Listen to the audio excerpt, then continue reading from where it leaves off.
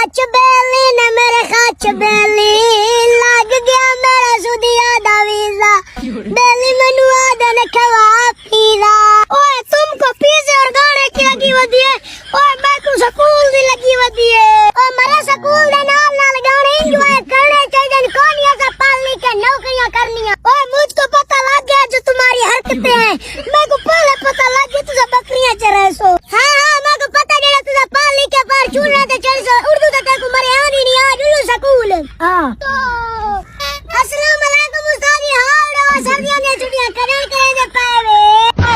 वालेकुम सलाम पुत्र, पहले सर्दी तक पूरी आमंडे हो। सर जी ये बहु निकम्मा है, इसको स्कूल में से काट दो। ओए पुत्र तुम्हारी गाल तो ठीक है, जब हम इसको स्कूल में काटेंगे ना तो हमारा रोकड़ा पीछे से घट जाएगा। उस्ताद जी उड़ाए ना लेंते। ओए पुत्र तू इस गाल को छोड़, तू मेरे साथ पढ़ के आए हो। सर जी हम इतना पढ़ के हैं, इतना पढ़ के हैं, सानू का नहीं पता हम कितना पढ़ के आए हैं। ओए पुत्र तू इस गाल को छोड़ो।